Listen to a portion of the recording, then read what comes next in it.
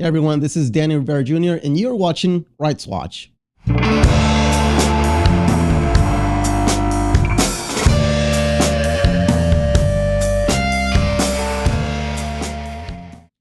today we're tackling one of the most critical workplace issues in 2025, equal employment opportunity, or EEO. On paper, EEO protects you from discrimination, but in reality, filing a complaint can feel like stepping into quicksand, confusing, discouraging, and even at times even dangerous. That's why I'm joined today by two experts who've made it their mission to defend workers and defend their rights. Andrew Weeks and Whitney Riley, two labor attorneys with years of experience supporting federal employees through some of the most complex workplace battles. Andrew Weeks is a dedicated advocate for both federal and private sector employees, handling a wide range of employment-related claims, including EEO complaints, MSBP proceedings, whistleblower retaliation, sexual harassment, wrongful termination, and wage and hour violations. His unique experience representing both employees and employers gives him a strategic edge in litigation. Andrew also has a strong civil rights practice, representing victims of excessive force and prisoner abuse, and small advices or small businesses in administrative and regulatory matters. We also got Whitney Riley, who brings deep insight into federal employment system, having previously served as agency counsel for both the Department of Veterans Affairs and the U.S. Office of Personnel Management. She now defends federal employees in EEO complaints, MSBP appeals, union grievance arbitrations, and disciplinary actions, including those under Chapter 75, Chapter 43, Section 714. She's also a former employment attorney for the U.S. House of Representatives, where she advised on a complex labor and personal matters in the highest level of government. Andrew and Whitney, thank you so much for being here. We're really excited to have you guys, your insights today and into this conversation. All right, thanks so much, Danny, for having us. We appreciate you having us on the show today. Thank you. That's great. That's great. I'm really happy to have you guys here. So let's start with the big picture. How have EEO protections shifted in this current political climate? We've been seeing changes since this new administration took over, and we've been noticing some and I'm talking from a union standpoint, some challenges that this administration has placed on employees when it comes to EEOs. Have you noticed any shift in EEO and this current political climate? Yes, we have. Whitney, do you want to take talk about this one and take a first stab at it? Sure, absolutely. So I think what I would first say about EEO claims is that they've always been hard for federal employees. As an employee, you don't have access to all the things that the government has access to. The government has a team of lawyers who are going to vigorously defend the agency's actions and against any kind of claims. The agency attorney can go down the hallway and ask for your files and ask for any documents or emails that they want. Whereas as the employee, oftentimes you think something wrong may have happened, but how do you prove that? And so these types of claims have always been very difficult because it's not often that you get sort of the direct evidence, smoking gun, that something unlawful has happened. Another part of this is that the EEO process, although it shouldn't be, in some ways is shrouded in mystery. And unless you've filed a claim before and gone through the process, most people, it's their first time going through the process, and oftentimes they're going through it, at least initially, alone. They're reaching out to the EEO counselor and relying on the counselor to tell them what to do next.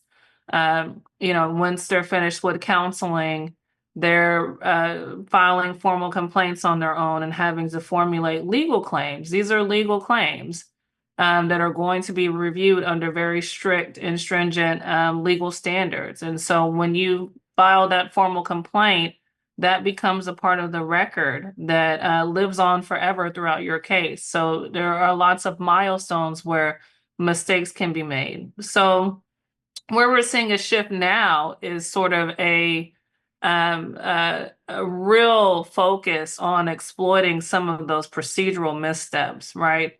You go through EEO counseling, you don't say the right thing to the counselor, which suggests that you did not raise a claim within 45 days. We're seeing a lot more vigorous defending of the untimeliness issue with initiating counseling.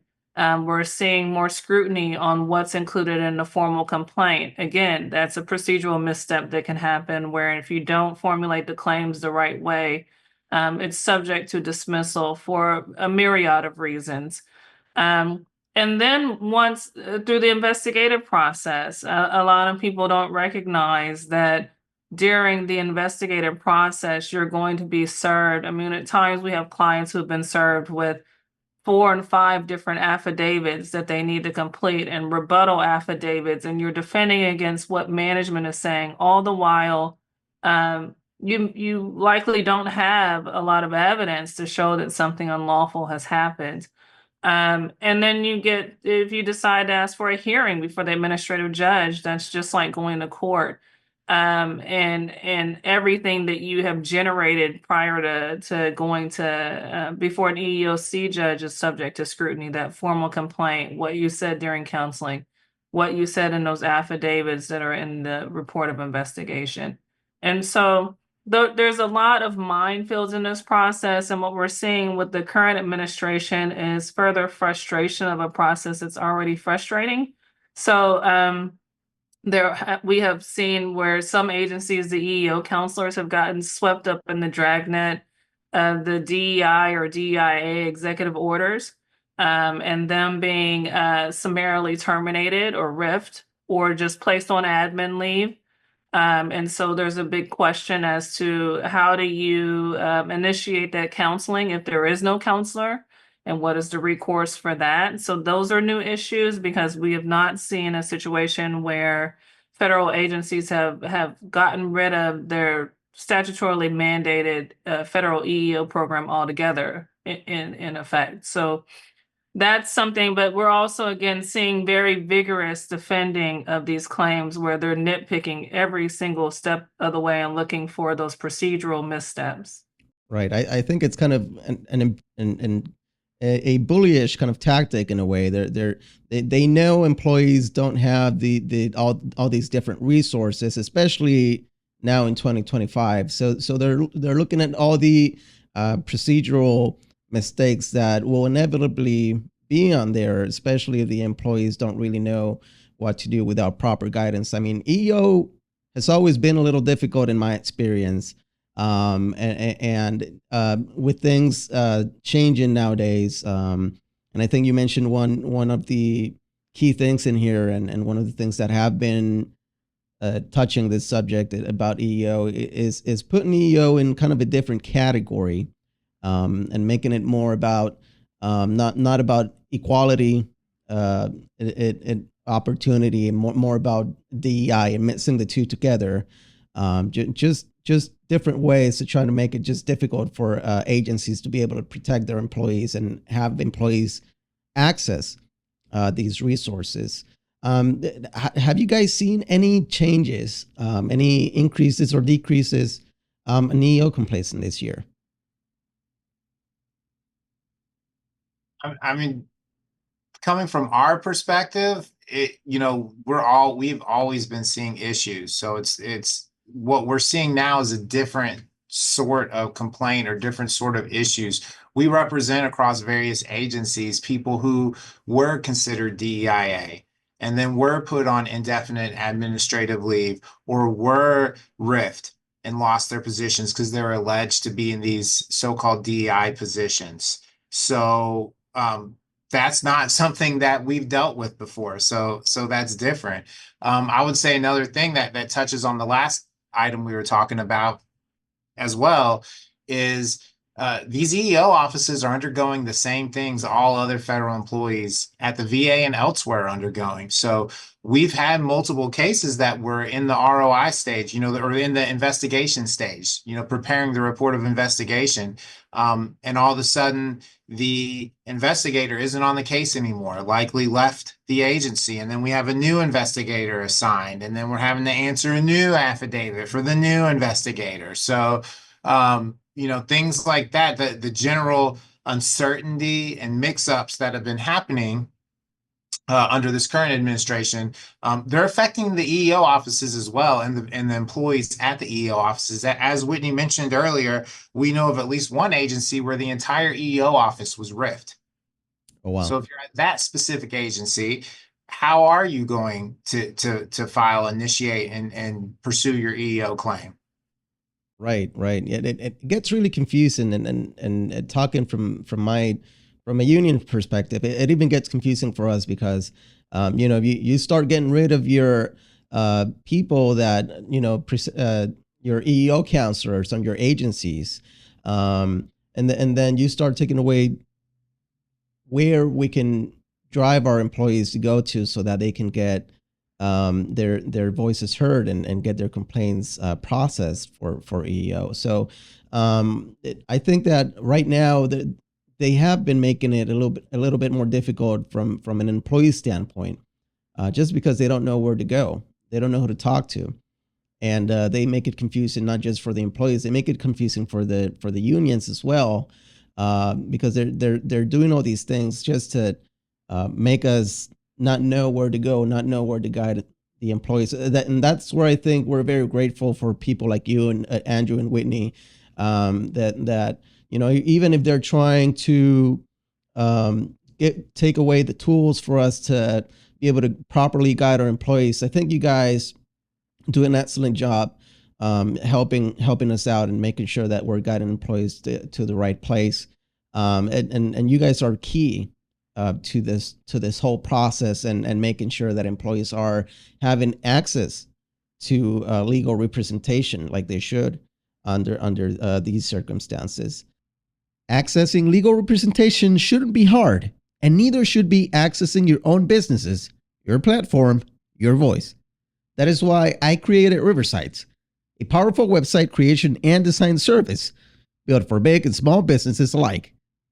Whether you're a union, a nonprofit, or a small business owner, we've got the tools to bring your mission online beautifully and affordably. Right now, we're offering 10% off for unions and legal services when you sign up for a multi-year plan.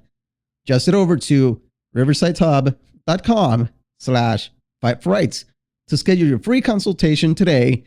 That's again, riversitehub.com/fight4rights. Let's build something powerful together. All right, so we want to make sure that we are able to give our employees a general sense of what to do in case that they do need to file an EEO complaint, and let them know what are the proper steps they should be taking to be able to follow up with their complaints. We don't want any employees to feel like they don't have anybody on their side. So Andrew and Whitney, if you guys can just break down a little bit on what steps an employee should be taking whenever they think they have an EEO case, what should they be doing to be able to present that and try to get a fair representation on their case? Sure. I think, and Whitney would agree with this, is that the number one thing is for federal employees, you only have that 45 days. And as we mentioned earlier, they are raising these untimely defenses. And yeah, you have these ongoing hostile work environment claims you can make. But really what you need to do is for any event that you think is discriminatory, you need to initiate that within 45 days. And you need to talk to your whoever the EEO counselor is, the informal counselor, whoever the person is at the VA. It's very delineated. So you need to make sure you're contacting that person within those 45 days is step one. Right. What do you say with those who don't have an EEO counselor? I know some of the agencies now lack EEO counselors because of of all these changes that have been made? So we actually just dealt with this issue in federal court in DC, not because of the RIF situation, but just because of other circumstances which resulted in our client not having access to an EEO counselor. So there's a breadth of case law on that issue because it's the 45 days is just it's not meant to be something that is just draconian thing that to keep people out of the process. Although that can be the effect. And so there's some case law out there that complaining to a supervisor may be sufficient to satisfy the 45-day EEO counselor contact. And so I think definitely complaining to a supervisor um, via email documenting that you are trying to make an EEO complaint based on, insert whatever unlawful issue being discrimination, retaliation, and ask them, is there an EEO counselor I can contact? And even if there isn't one, what you're wanting is a response back from them saying, no, we do not have an EEO counselor that you can contact. And then I think at that point, it's important to get legal counsel to analyze what the next steps are that are available because you've got a serious procedural issue because you don't have someone at the agency to help move the case along, right, to the next step. Right. Oh, well, that's very good information because I guess people think that they have to reach an EEO counselor right away, not realizing that if they reach out to their managers to let them know about their EEO situation, it kind of satisfies that 45-day window. But they need to be very specific. I want to add, if there's no EEO counselor, reach out to your manager. It can't just be like, hey, I'm complaining that this happened. It has to be like, hey, I want to initiate an EEO complaint. Who do I contact? Is there a counselor? What do I do to initiate an EEO complaint? Because that's going to make it easier for a judge, a court moving forward to say, no, there wasn't a counselor. They were asking how to initiate with that counselor, and we're counting that as initiation rather than just complaining. There might be a better argument for the agency to say, well, all they did was complain, they didn't initiate. But if you're specifically asking, how do I initiate? Who do I contact? Who's the EEO counselor? Then that's going to go a lot further towards counting as initiating within those 45 days. Right. So Yeah. so being specific it's key to tackle all these things. Make sure that down the line, whenever they're representing in front of a judge, their case they don't go after it because of procedural issues, like we were talking about it early. Or were you going to say something, Whitney? No, I was just going to say, the argument that there is no EEO counselor can get difficult because there are things that may be happening behind the scenes. For example, what if the entire EEO office is rift, but then on the back end, the agency has decided to contract out with another agency, their EEO counselors to handle EEO counseling, and maybe they sent some errant email that the employee didn't open because it looked innocuous that says, hey, we're now contracting out with USDA for EEO counseling, contact, Susan Jones at USDA. And if you miss that, and then later try to argue well there were no EEO counselors and they show up with that email. So that's why, like what Andrew said is very important, where you say to the manager, not only am I filing a complaint with you about discrimination, harassment, retaliation, or what have you, but I'm also asking you to provide me with the information so I can file an EEO complaint. And that way you want them to either respond to you with the contact information, because again, it may be contracted out to another agency or a private contractor, and you just don't know. Or you're wanting them to come back and say, no, there's no one for you to contact. So you have that evidence. Right. And like we always tell all our employees whenever they come in with a complaint, you always want to get this in writing, right? You just don't want to talk to your manager, let it be, and then not have any evidence that you spoke with them about the matter and what their response was, right? Absolutely. Right. And then I don't know, I can be real brief after because that's the most important thing as an employee who doesn't have an attorney yet. who thinks that they've been subjected to some form of illegal discrimination, that what we just said is the most important thing, because that's the first step, and that's the first big thing you have to do to make sure that you can bring these claims. Generally, after that, you're going to have an informal counseling period where you talk with the informal counselor, and then you're going to get a right to file a formal complaint, where you file your formal complaint based on what you brought in the informal stage. And after you file your formal complaint, the agency should be assigning an investigator, whether they've contracted that out or however they've done that. And then that investigator is generally going to gather documents, affidavits from you, affidavits from management. You may have the opportunity to do a rebuttal affidavit after you view management's affidavit. And ultimately, they're going to issue what's called a report of investigation. And again, everyone who's been through the EEOC process will know this, but for anyone who hasn't, ultimately, they're going to issue you that report of investigation. And you're going to have two choices. You can request a final agency decision, or you have 30 days to file, to request a hearing, and you'll get assigned an EEOC administrative judge, in which case you're going to be litigating this in front of the EEOC administrative judge. If you request the final agency decision, the agency, whether they've contracted that out, however they've done that, is going to issue a final decision determining whether or not you've been subjected to this illegal discrimination or retaliation. And if it's against you, then you're going to be able to, I believe, appeal to OFO, or you're going to have 90 days to file suit in district court. So if you're requesting a final agency decision, and sometimes the agency does find against itself that they engage in discrimination. Whitney and I have had success with that before. But oftentimes, even if it's pretty clear there was discrimination, they're not going to find against themselves. Right. So normally when you're doing the final agency decision route, you either think these facts are so clear you're going to get that, or you're ready to go to district court and bring that in front of a federal judge and ultimately a jury if you get to that point. Through the summary judgment and all that, you can get in front of a jury. So that's after you get the ROI are going to be your two options: go that final agency decision and potentially federal court, or go ahead and get in front of an EEOC administrative judge and litigate the case that way. And obviously, I just put what is months and months and so many nuances to everything I said, but I just tried to put that briefly into a couple minutes so people had an idea. But again, going back, the most important thing is that first step. And then after that, you can worry about step two. All right.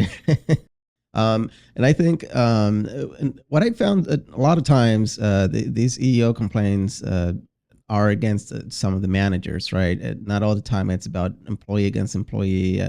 A lot of times it's my manager is discriminating me, it's harassing me.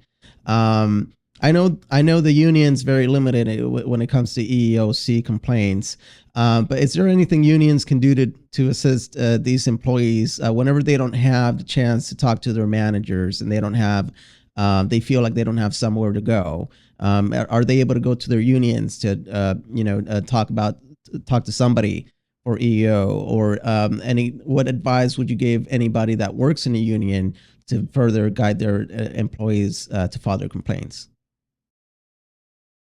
I think the best advice that a union representative can give to someone who feels they've been subjected to that is the advice about that first step. Hey, make sure you're initiating contact, because oftentimes in these bargaining unit agreements, if you're alleging that those Title VII issues or Rehab Act issues, oftentimes you have to take that to the EEOC. They can't grieve that. Right. So, the biggest thing they can do is know who the counselor is. And we've worked with unions on this before. Sometimes we're having trouble. Wait, who's the counselor you need to contact? How do you initiate? And a lot of times the union will have that information. And so I would say one of the biggest things in general a union rep can do is have that information on tap so they can immediately get how to initiate this claim and who to contact to initiate the claim. They can get that to their member as fast as possible. And so their member can do what they need to do. And we, when we work on these cases, we try to work hand in hand with the union, whether there's other things going on or not, whether there's issues being grieved and other issues being pursued in a different avenue or whatever's going on, we always try to work hand in hand with the union. I know you've had John Hetzel from AFG Local 1133 on before. We've worked with him before. He's an amazing resource.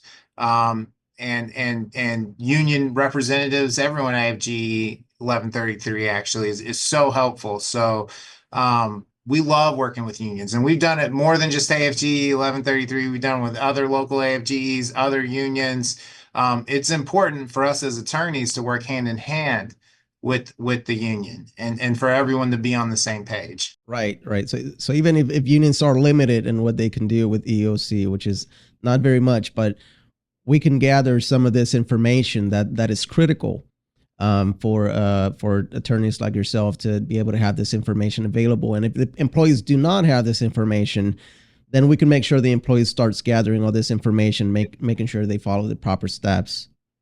Right, it's critical for the members, right? Like even more importantly, because oftentimes we're not contacted till maybe after they've already initiated informal complaints, or maybe they've initiated the formal complaint, then we're contacted. Sometimes they get the ROI, and that's when we're contacted. We don't recommend that because there's things that we can see in the ROI that maybe you really want someone to help you answer that affidavit. You really don't want to answer that affidavit pro se if you can avoid it. But you know, you don't always have an attorney at that first step. So it's critical for the, you know, and I know AFG 1133 is really good about this at telling you exactly who you need to contact to initiate this complaint. That's really the critical stage, because especially when you don't have an attorney, it's a scary process and it's intimidating. Right, right. Yeah, I mean, and people need to distinguish the difference between, you know, a union and a lawyer, right? Often people confuse us and they think that we can give legal advice, or we can do legal representation. And of course, we can't do that in that capacity, but we can certainly facilitate in some in a different capacity, to make sure that at least, you know, whenever the employees present their case, that they have at least all the evidence that they need, or they presented it in a manner that it could get them through that first step before they can actually start getting legal counsel. Right. I have two things that I've been seeing in this practice. One, and not just representing employees, but also when I was agency counsel, a huge issue is because there's overlap between violations of the collective bargaining agreement and what we could put in a bucket as EEO issues, or whistleblower retaliation issues, or some other issue. And I think employees have trouble with understanding where, when you're in the collective bargaining agreement violation bucket and when you're in the EEO bucket, and when at times those may be the same bucket, because maybe you're able to raise discrimination as an affirmative defense because you're challenging a suspension or a termination or something like that. And so I think that unions can do a really good job at explaining because they are the experts on what's in the collective bargaining agreement. Right. But explaining to employees, particularly surrounding issues regarding discipline, and the assignment of work and the teleworking issues, and issues with reasonable accommodations where there might be some overlap. I think unions can do a really good job as the experts on the CBA, explaining how those issues overlap and what are their options, right? Is this something that we can help with filing a grievance? Or is this something that is more appropriately addressed through filing an EEOC claim? Because both of those things have time limits. And so I think the faster the employees can be put on notice of sort of what their options are, the better. Another thing that I have seen, because we do a lot of what I'll call adverse action defense, right? Someone comes to us with a proposal to remove them. We will prepare and file the written reply on their behalf, as well as give an oral reply. To the extent that the union has been involved in any kind of Weingarten meetings, investigatory meetings.